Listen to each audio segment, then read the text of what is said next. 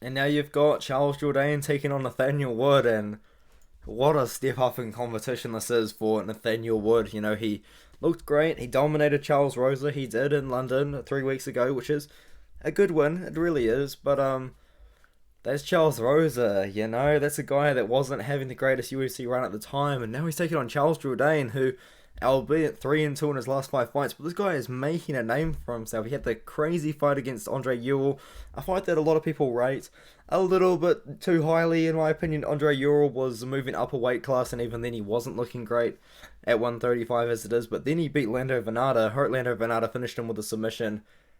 Great win. I rate that win quite highly. I did pick Charles Jourdain to win that one. I think he was like a very slight favourite in that one. And then I picked Shane Burgos to defeat Charles Jourdain, thinking that was too much of a step up in competition for Jourdain. And it wasn't really. Like, Shane Burgos and Charles Jourdain had a really close fight. It was pretty entertaining. There's a big argument that Jourdain won the fight. Like, he landed more than 100 strikes, total strikes, I believe, in the whole fight.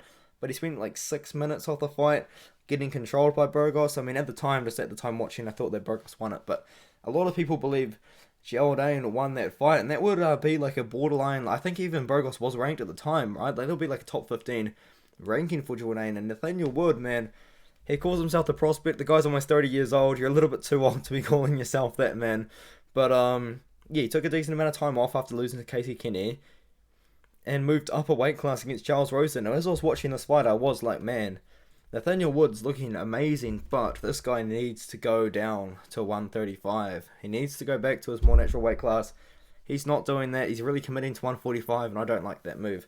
In my opinion, I really do like Charles Jourdain to get the win. I think that Charles Jourdain's going to get a knockout as well. I know Nathaniel Wood could mix it up with his grappling, and that really could be a good path to victory to wrestle with Charles Jourdain. But even then, Jourdain does have some great submissions. You know, he did submit Lando Venata with a guillotine choke. He submitted, I think his name is Alex Morgan, with a guillotine choke earlier on into his career, and Morgan's fighting on the Dana White's Contender Series next Tuesday, which is going to be an incredible card. Where is it? Alex Morgan, there we go. The fight almost before he made it into the UFC. And then, he made it into the UFC, lost to Des Green, and from there he knocked out Du Ho Choi. I remember actually watching all of these fights when I was researching the Shane Burgos fight. But yeah, no, I'm really high on Jourdain in this matchup. I really think that he's going to find the KO over Nathaniel Wood, who I do think is still undersized for 145. I think this guy really needs to stick to 135 and make a run there, but I like Jourdain to beat Nathaniel Wood. Massive step up in competition for Wood after a little bit of a layoff. It's kind of a weird fight, really, but I think that Jourdain should get the one. Get the fight won. Let's just move on.